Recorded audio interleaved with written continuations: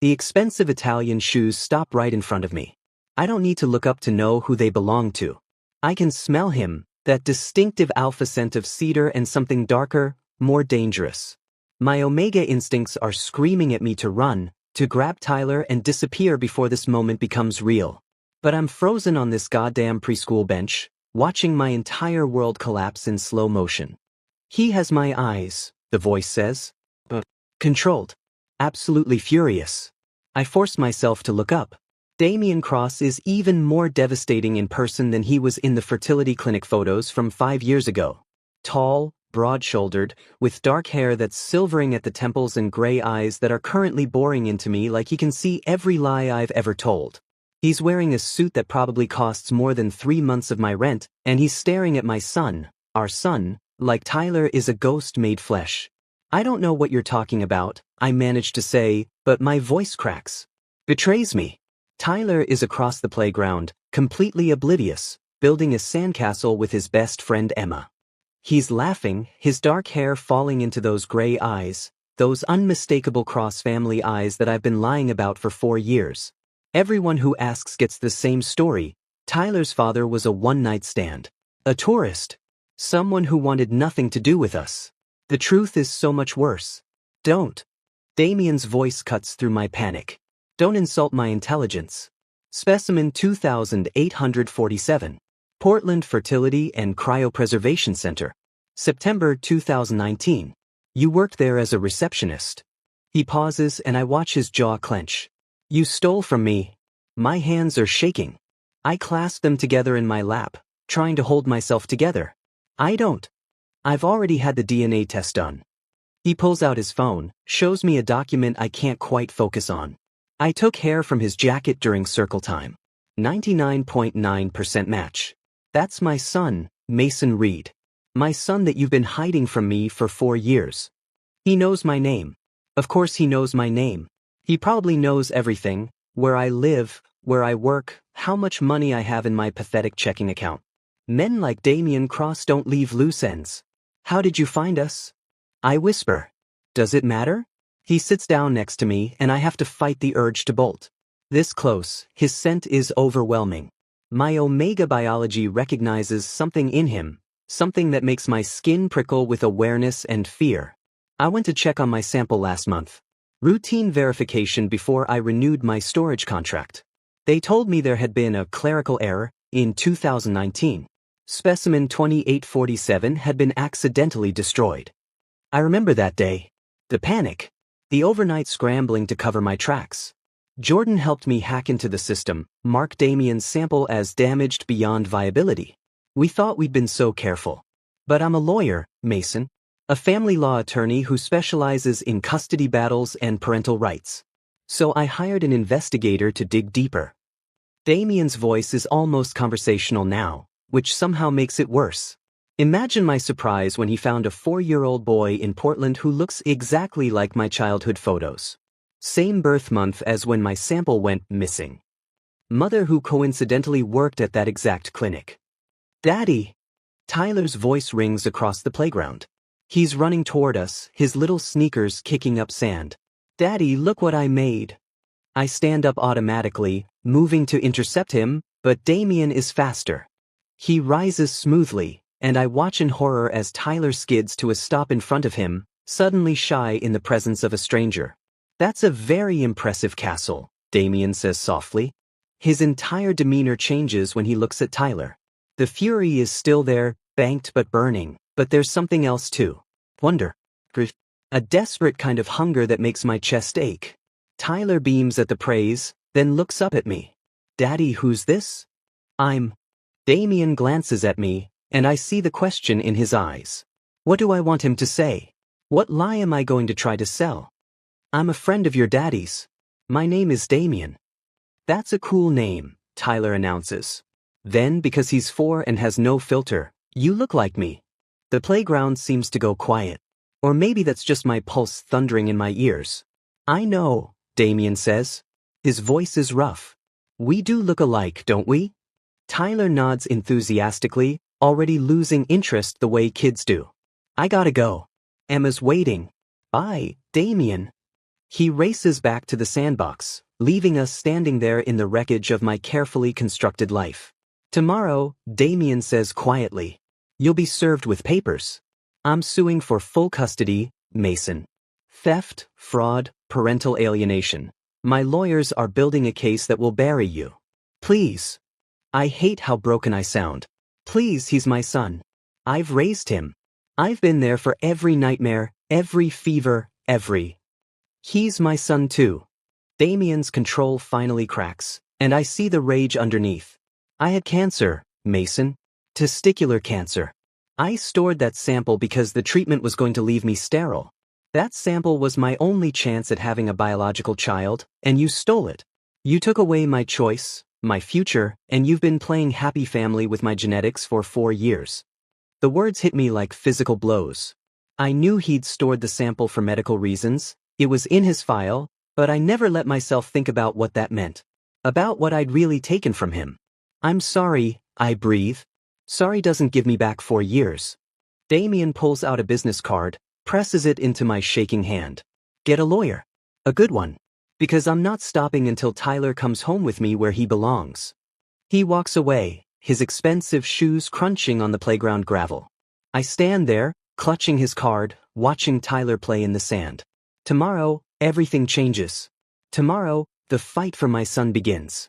But tonight, I have to figure out how to explain to Jordan that the secret I've been keeping just caught up with us. And it's wearing a $3,000 suit and has enough money and power to take away everything I love. I look down at the card in my hand. Damien Cross, family law attorney. Cross and Associates. We're so screwed. The process server shows up at 7:32 a.m., right when I'm trying to convince Tyler that yes, he does have to wear pants to preschool. Jordan answers the door in his ratty Superman pajamas, takes one look at the manila envelope, and his face goes pale. Mason, he calls out, his voice tight. You need to see this. I already know what it is. I've been waiting for it since yesterday, barely sleeping, jumping at every sound. But actually holding the lawsuit in my hands, seeing my name listed as defendant, seeing the words emergency custody hearing, and unfit parent, and genetic theft, that's different. That makes it real. Jesus Christ, Jordan breathes, reading over my shoulder. He's going for the throat. That's an understatement. The lawsuit is 47 pages long. 47 pages detailing every way I've apparently failed as a parent. How I obtained Damien's genetic material through fraudulent means and deliberate theft. How I've denied Tyler his biological father and rightful heritage. How my unstable financial situation and single-parent household are inadequate compared to what Damien can provide. There's a list of Damien's assets. The house in the Pearl District worth $2.3 million. The vacation home in Bend. His salary, $450,000 a year, not including bonuses. His education, Harvard Law, summa cum laude. His family, the Cross family, one of Portland's oldest and most respected legal dynasties. Then there's my list. A 2-bedroom apartment in a decent but not great neighborhood. My salary as a freelance graphic designer, $38,000 last year, and that was a good year. My education, 2 years of community college before I dropped out because I couldn't afford it. My family, none listed, because I've been on my own since I was 18. This is character assassination, Jordan says. He's getting angry now, which is better than the fear. Half of this is bullshit. You're an amazing parent. Tyler is happy, healthy, loved. I stole from a cancer patient, Jordan. My voice sounds dead even to my own ears. I committed a crime. Everything else is just details. The preliminary hearing is in 6 days. 6 days to find a lawyer I can't afford, to build a defense I don't have, to somehow convince a judge that I deserve to keep the son I obtained through theft and deception. I call 8 lawyers that morning. 7 of them turn me down the moment they hear Damien Cross's name.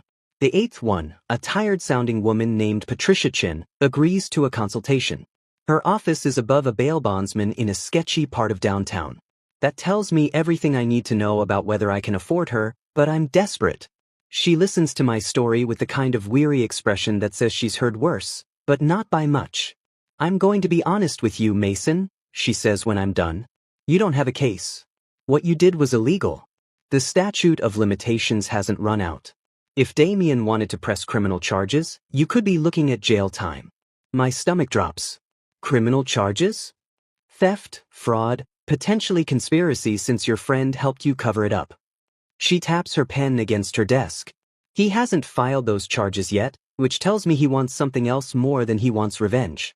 But that could change. So what do I do? Pray. She's not joking. Or negotiate. Maybe he'll accept joint custody instead of full.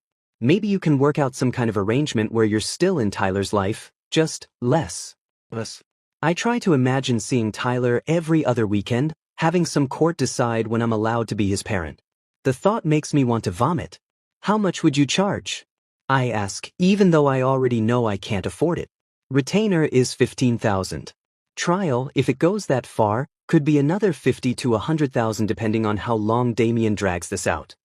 She sees my face and sighs. I'm sorry. I know that's not what you want to hear. I leave her office in a daze. $15,000. I have $3,247 in my savings account. Jordan has maybe $1,000. Even if we pooled everything we had, sold everything we owned, I couldn't afford a week of legal defense against Damien Cross. The preliminary hearing is held in a windowless courtroom that smells like old wood and broken dreams. Damien is there with not one but two lawyers, his brother Vincent, who looks like a shark in an Armani suit, and a woman named Margaret something who apparently specializes in parental alienation cases. I'm representing myself because I have no other choice. The judge, a stern-looking woman in her 60s named Judge Cardoza, does not look impressed by this fact. Vincent Cross stands up, and for the next 30 minutes, I sit there while he systematically destroys my character. Every poor financial decision I've ever made. Every time I've been late on rent. The fact that I work from home, which he spins as inadequate socialization for a growing child. The fact that Jordan lives with us, which he implies is somehow inappropriate, even though Jordan has his own bedroom and has been Tyler's uncle in every way that matters. Mr. Reed obtained my client's genetic material through deliberate theft, Vincent says, his voice ringing through the courtroom. He has denied Tyler Cross his birthright, his father, his family legacy for 4 years. This isn't a custody dispute. This is a kidnapping that has lasted for 4 years. I want to argue. Want to scream that I've been there for every moment of Tyler's life, that I've loved him and protected him and given him everything I have. But when Judge Cardoza asks if I have anything to say in my defense, my mind goes blank. My voice cracks. I made a mistake. I was young and scared and I made a terrible decision. But I love my son. I've been a good parent. He's happy.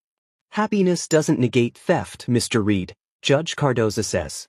She doesn't sound cruel, just tired.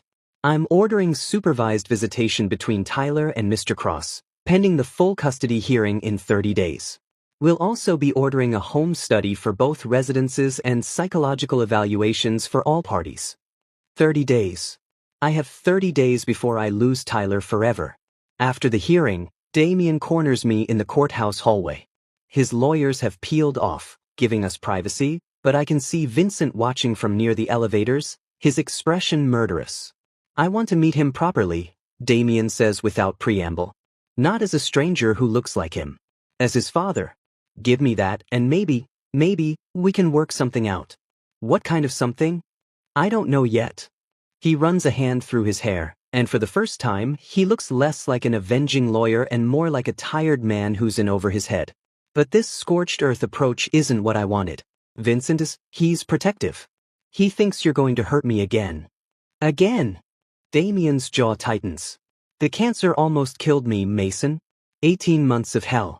Vincent was the one who took care of me through all of it. So yeah, when he found out about Tyler, about what you did, he sees it as someone stealing from me when I was at my lowest. Guilt crashes over me in waves. I didn't know. I mean, I knew you had stored the sample for medical reasons, but I never thought about. No, Damien cuts me off. You didn't think. But what's done is done. Tyler exists. And I need to know him. So I agree. Supervised visits at a family center, twice a week, building up to unsupervised time if things go well.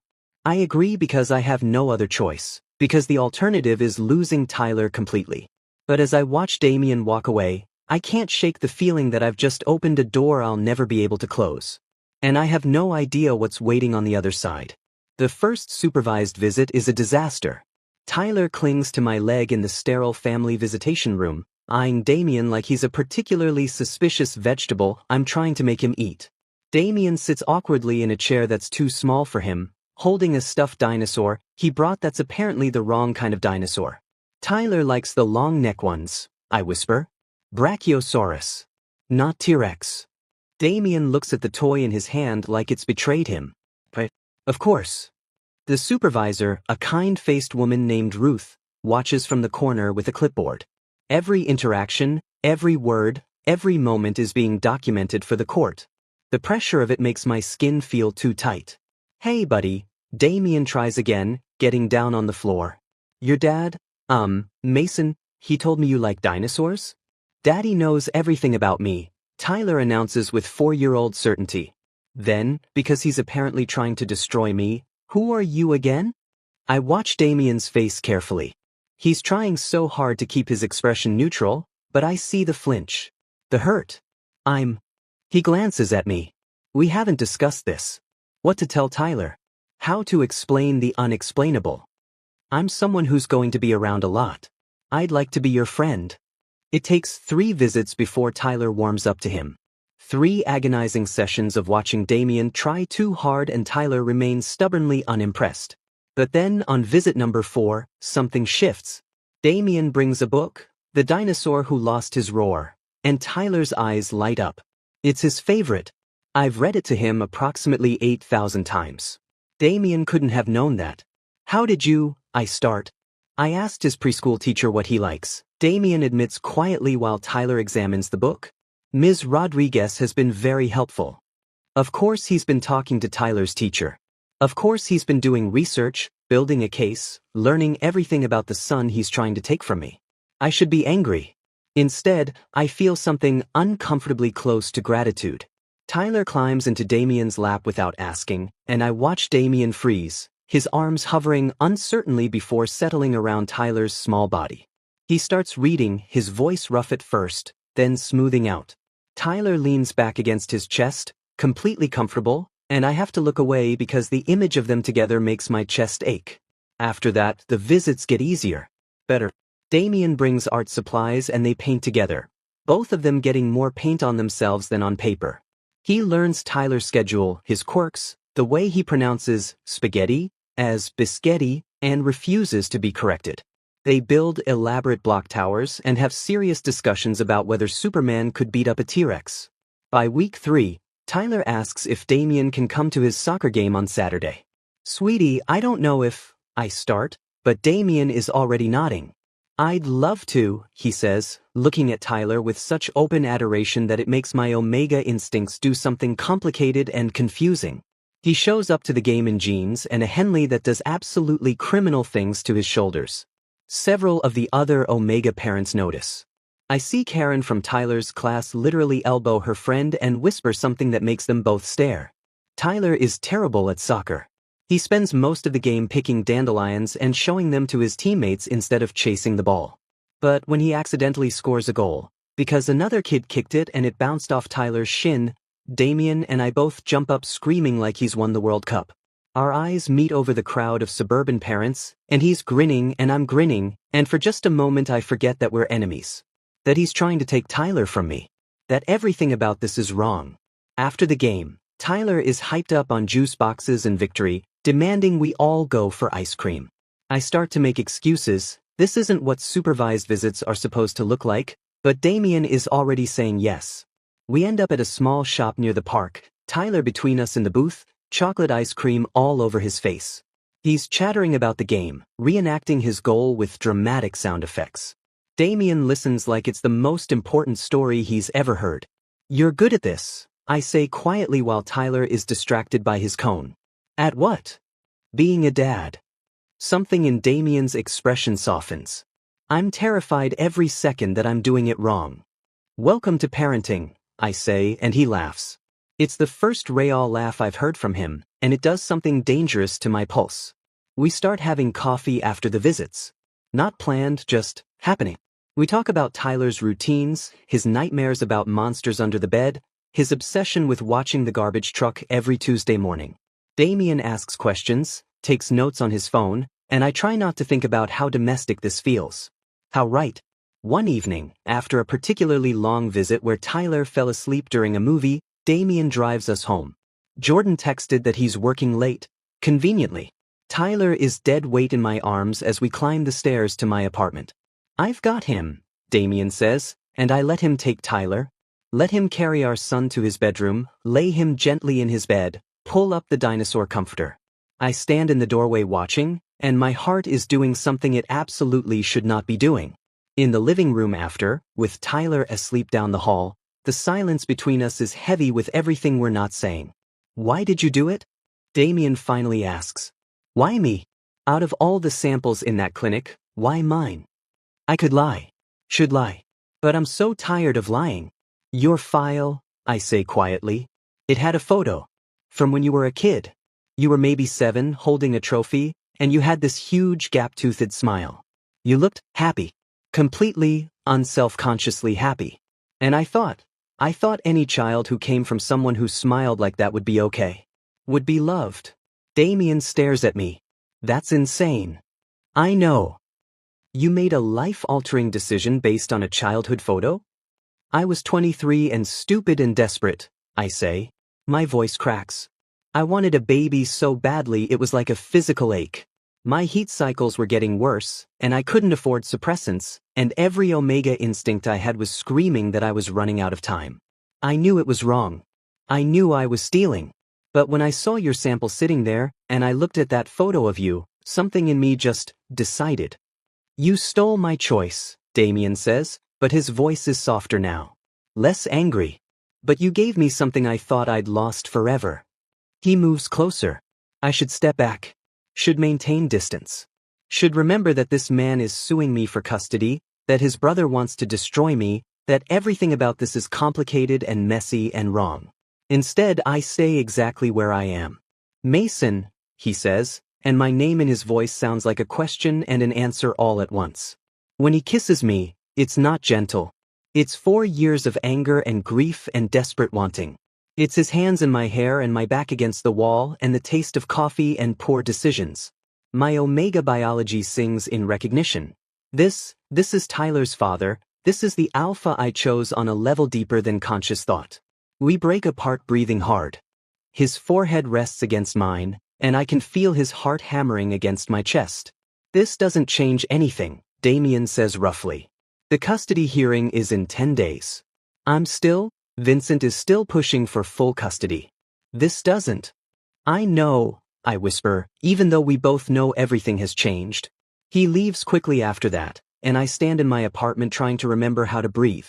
Trying to figure out what the hell I've just done. My phone buzzes. A text from Damien. "We need to talk." Really talk. Not about Tyler. About this. I stare at the message, my thumb hovering over the keyboard. Down the hall, Tyler mumbles something in his sleep. Probably about dinosaurs. Tomorrow, I type back. After the visit. His response is immediate. Tomorrow. I go to check on Tyler, make sure he's still covered, still breathing, still mine. At least for 10 more days. Then I sit on my couch in the dark and try to figure out how I managed to fall for the man trying to take away everything I love. The custody hearing is scheduled for Monday at 9 a.m. It's Friday night, and Damien is in my kitchen making Tyler dinosaur-shaped pancakes while I pretend this is normal. That the man flipping pancakes in my apartment isn't the same man whose lawyers are preparing to eviscerate me in court in 72 hours. Jordan thinks I've lost my mind. He's said as much, multiple times, in increasingly creative ways. "You're sleeping with the enemy," he hissed at me yesterday while Tyler was at preschool. Literally. "Mason, what the hell are you thinking?" "We're not sleeping together," I protested weakly. "Only because I'm always here cockblocking. But the way he looks at you? The way you smell when he leaves?" Jordan shook his head. "You're bonding. Or about to. And when this all goes to hell, and it will, it's going to destroy you both." He's not wrong. I can feel it happening, the way my omega biology recognizes Damien on some fundamental level. The way my scent changes when he's near, going sweet and receptive in ways I can't control. The way Tyler has started calling him Damien Daddy, which is both adorable and heartbreaking. But right now, watching Damien and Tyler giggle over pancake batter, I can almost pretend we're a normal family. Almost. The doorbell rings at 8:47 p.m. Tyler is in bed, finally asleep after 3 stories and 4 glasses of water and a lengthy negotiation about whether dinosaurs would use nightlights. Damien and I are on the couch, carefully not touching, watching some mindless action movie neither of us is paying attention to. Jordan answers the door. "What the fuck are you doing here?" I'm up and moving before I consciously register the alarm in his voice. Vincent Cross pushes past Jordan into my apartment, and the scent of aggressive alpha floods the small space. He's drunk, I can smell the whiskey from 10 feet away, and he's furious. "Where is he?" Vincent demands, his eyes scanning the room until they land on Damien. "There you are. Do you have any idea what you're doing?" "Vincent, you need to leave." Damien is on his feet, positioning himself between his brother and me. "Now." "No." Vincent's voice is too loud. Down the hall I hear Tyler stir. "We need to talk about this mess you're making. The hearing is Monday, Damien." "Monday. And you're here playing house with the Omega who stole from you?" "Lower your voice," Damien says through clenched teeth. "Tyler is sleeping." "Tyler." Vincent laughs, but there's no humor in it. "You even call him that. Like he's not Cross. Like he's not our family. Do you remember what it was like? The cancer? The chemo? Mom and Dad were already gone. It was just me, sitting in that hospital room, watching you." His voice breaks. The anger cracks, and underneath is something raw and painful. "I remember," Damien says quietly. "That sample was everything. Your legacy. Our family's future. And he took it." Vincent points at me and I instinctively step back. "He took it and played house for 4 years while you didn't even know you had a son. And now you're what? Dating him? Bonding with him? Letting him manipulate you with tears and sex and—" "Stop." Damien's voice is hard. "Just stop. I'm trying to protect you. Someone has to, because you're clearly not thinking straight. He's an Omega, Damien. It's biology. They manipulate, they trap, He gave me my son back." The words come out like a confession. "Vincent, he gave me Tyler." "Does he stole?" "Yes, what he did was wrong. But Tyler exists because of it. And I won't, regret him." The room goes silent except for the sound of Vincent's harsh breathing. Jordan is standing near the door, phone in hand, probably ready to call the police. I'm frozen, watching this family drama unfold in my living room. "You're dropping the custody suit," Vincent says finally. "It's not a question." "Yes. Full custody. Everything we've worked for. Everything." "I never wanted full custody." Damien's composure finally shatters.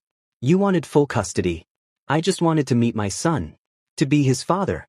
You're the one who pushed for the nuclear option, who hired Margaret, who built this case like we're going to war. Because he deserves to lose everything." Vincent is shouting now. "He stole from you when you were dying. He deserves to be Tyler's parent, because he has been for 4 years." Damien's voice drops, goes cold. "Joint custody, Vincent. 50-50th split. That's what I'm proposing to Mason and his lawyer.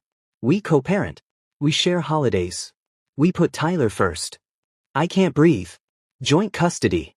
He's offering joint custody. "You're making a mistake," Vincent says. His voice has gone flat. Emotionless. "He'll trap you. Get pregnant again. Use Tyler to manipulate you into bonding into— Get out." Damien points to the door. "We'll talk when you're sober. But right now, you need to leave." Vincent looks between us, and something in his expression makes my stomach turn. "Fine. Make your mistake. But when this falls apart, and it will, don't come crying to me." He leaves, slamming the door hard enough that I hear Tyler cry out from his bedroom. I'm moving automatically, rushing to check on him, but Jordan beats me there. "I've got him," Jordan says softly. "You two need to talk." The apartment feels too small with just Damien and me standing in the wreckage of whatever just happened. He runs a hand through his hair, and I see how tired he is. How much this is costing him. "Did you mean it?" I ask. "Joint custody?" "Yes." He turns to face me. "Mason, I've been thinking about this for weeks. Since that first visit, when Tyler climbed into my lap with that book. I don't want to take him from you. I want to be his father, but you already are his parent. You've been there for everything I missed. The first steps, the first words, the nightmares and fevers and all of it.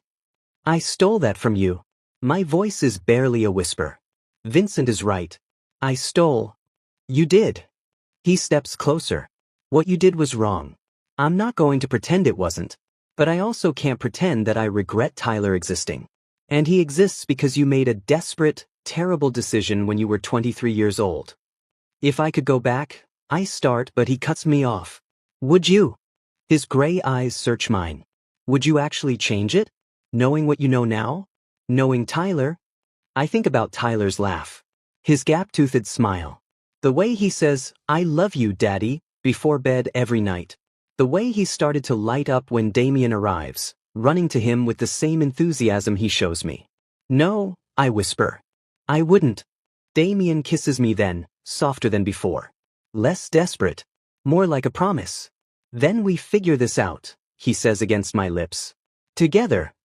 3 months later, the custody agreement is signed. Notarized. Filed with the court. Joint legal and physical custody, 50-50 split. Tyler spends Monday through Wednesday with me, Thursday through Saturday with Damien, and we alternate Sundays.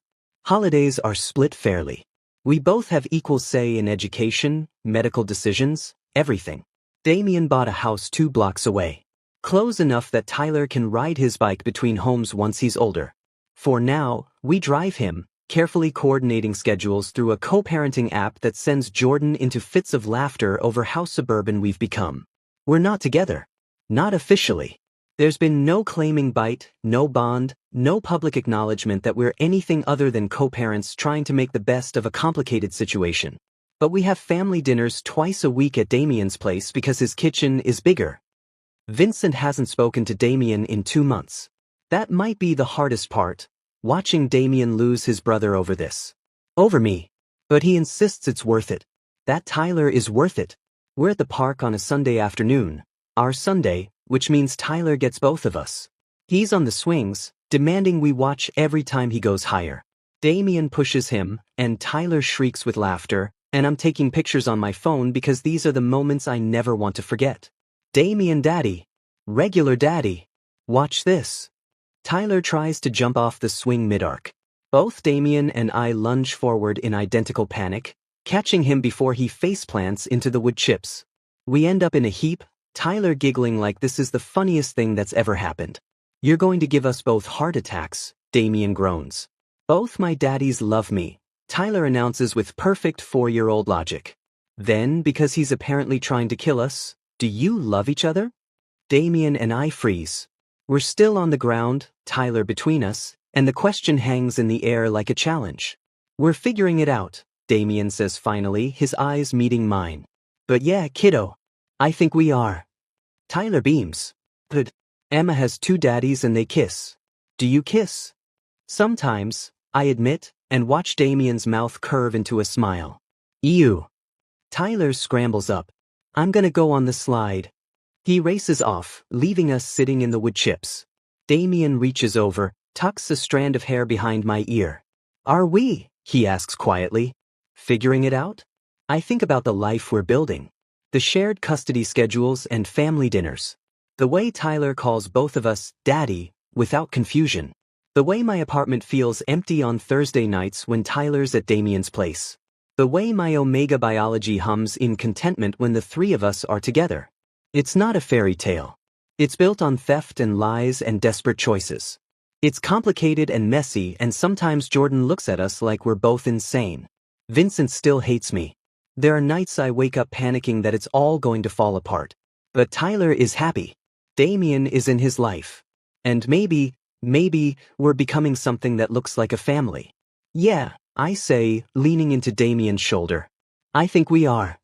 He kisses my temple, and across the playground, Tyler waves at us from the top of the slide. Watch me, he yells. We're watching, we yell back in unison. And we are.